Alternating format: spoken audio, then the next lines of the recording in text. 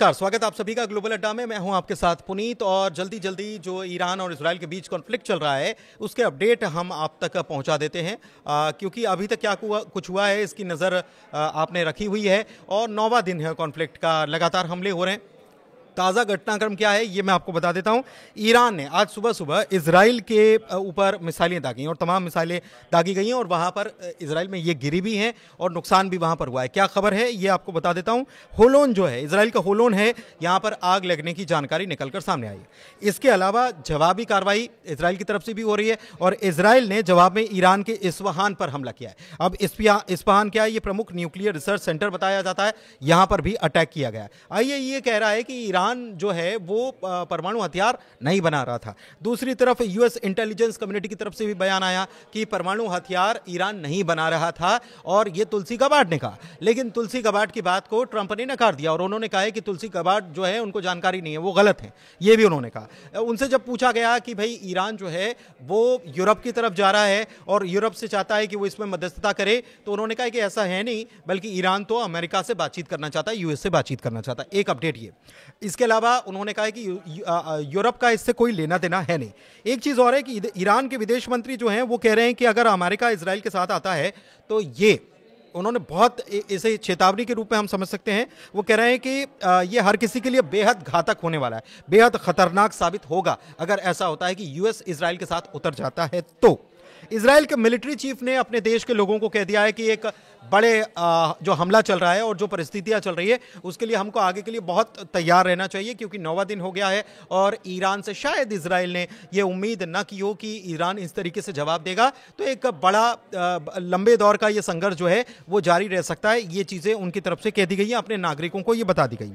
अच्छा, दूसरी तरफ आईएईए ने यह चेतावनी दी है कि ईरान की नतांज न्यूक्लियर फैसिलिटी, जिसके ऊपर अटैक किया गया था इजराइल की तरफ से सबसे पहले दिन, आपको याद होगा हमने बताया था अपडेट, तो इससे रेडियोलॉजिकल और केमिकल कंटेमिनेशन का खतरा हो सकता है कि रेडियोलॉजिकल और केमिकल कंटेमिनेशन ना हो जाए, इसकी एक चिंता सता रही है। हालांकि अभी ये भी अपडेट आईएईए की तरफ से कहा गया है कि बाहर कोई भी रेडिएशन बदलाव नहीं देखा गया, मतलब रेडिएशन में कोई चेंजेस नहीं देखे गए।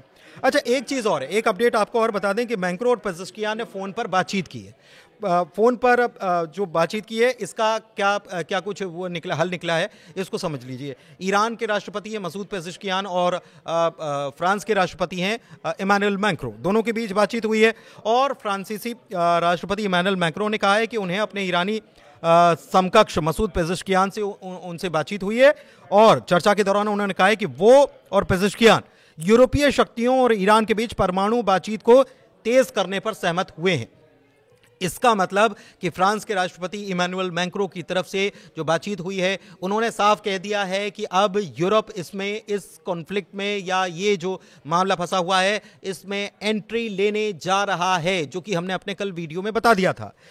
मैक्रों ने एक सोशल साइट पर पोस्ट भी किया। उन्होंने क्या किया है और क्या लिखा है ये समझिए। मैं मांग कर रहा हूं कि ईरान को कभी भी परमाणु हथियार हासिल नहीं करने चाहिए और ये उस पर निर्भर करता है कि वो हर तरह का ये भरोसा दे, आश्वासन दे कि उसके इरादे शांतिपूर्ण हैं। हालांकि ईरान भी यही कहता हुआ नजर आया है कि हमारे इरादे शांतिपूर्ण हैं, हम अपनी ज़रूरतों के लिए ये समर्थन कर रहे हैं। लेकिन अमेरिका या इजराइल जो है वो हमेशा ये दावा करता है कि जितनी ज़रूरत है उससे ज़्यादा यूरेनियम इकट्ठा क्यों कर रहे हैं। अच्छा, एक चीज़ और है कि उन्होंने ये भी लिखा है कि मुझे विश्वास है कि युद्ध से बाहर निकलने और बड़े खतरों से बचने का एक रास्ता है, जो बातचीत का रास्ता है और उसके लिए हम आगे बढ़ रहे हैं। उन्होंने बताया कि पेजेश्कियान ने बार बार कहा कि ईरान परमाणु हथियार विकसित करने की योजना नहीं बना रहा है। आखिर में चर्चा इस बात पर भी ये हो रही है कि ट्रंप ये कह रहे हैं कि ईरान अमेरिका की तरफ देख रहा है, ठीक है, और जबकि ईरान ने अब यूरोप को साधने की कोशिश शुरू कर दी है। अच्छा, दिलचस्प ये है कि आप देखिए कि जब अमेरिका साथ में खड़ा था यूक्रेन के, रूस से लड़ रहा था यूक्रेन और अमेरिका साथ में खड़ा हुआ था, लेकिन अमेरिका ने साथ छोड़ा। अमेरिका ने कहा कि डील करो और कहा कि वो हिस्से भूल जाओ जो कि रूस ने कब्जा लिए। तो इस मामले में क्या हुआ? इस मामले में यह हुआ कि इस मामले को लेकर यूरोप जो है वो साथ में आ गया यूक्रेन के, और यूरोप ने कहा कि हम आपका साथ देंगे। तो अब कमोबेश हालात तो यही बनते हुए नजर आ रहे हैं। ऐसा ही क्योंकि अमेरिका ईरान से बातचीत कर रहा था, सब कुछ चल रहा था, लेकिन हुआ क्या? लेकिन हुआ ये कि अमेरिका ईरान से बातचीत कर रहा था, इजराइल माना नहीं और उसने अटैक कर दिया। लेकिन क्या अमेरिका को इसकी खबर थी? ये भी एक बड़ी बात है। इजराइल ये कहता है कि हाँ हमने खबर दी थी, लेकिन अमेरिका ने कहा कि ऐन मौके पर खबर की गई। जब हमला हुआ उसके अगले दिन अमेरिका की तरफ से जो है वो ट्वीट निकलकर सामने आया था, एक्स पर पोस्ट किया गया था, और ये चीज़ें भी कुछ इसी तरीके से सामने आ रही हैं। तो ये चीज़ें क्या अब इसमें यूरोप जो है ये घुस रहा है, इसमें दाखिल हो रहा है, तो क्या चीज़ें अब इसको सॉर्ट आउट होंगी या फिर चीज़ें और बढ़ेंगी और मुश्किल होंगी? ये एस्केलेशन लैडर या एस्केलेशन की परिस्थितियां जो बन रही हैं ये और बढ़ेंगी या फिर थोड़ी थमेंगी? और ऐसा लग रहा है कि जो जिस तरीके का प्रेशर इजराइल के ऊपर बन रहा है, तो इजराइल को अपनी कार्रवाई को रोकना होगा, क्योंकि ईरान कह रहा है कि इजराइल अपनी कार्रवाई रोक दे, हम भी अपना काम बंद कर देंगे, हम भी हमले बंद कर देंगे। साफ तौर पर ईरान ने कह दिया है, अमेरिका से भी कहा है और यूरोप से भी यही कहा जा रहा है। क्योंकि आपको याद ही है कि कल यूएन ह्यूमन राइट्स की काउंसिल की जो बैठक बुलाई गई थी, उसमें भी विदेश मंत्री ईरान के अब्बास अराक्ची जो हैं, उन्होंने सवाल खड़े किए थे। उन्होंने कहा था कि ये जो चल रहा है ये गंभीर युद्ध अपराध जो है वो इजराइल ने किया है, जबकि हम बातचीत के दौर में थे, हम जो चर्चा कर रहे थे अमेरिका से, लेकिन इसके बीच में ही बातचीत को अधूरा छोड़ दिया गया और ये एक धोखे तरीका है।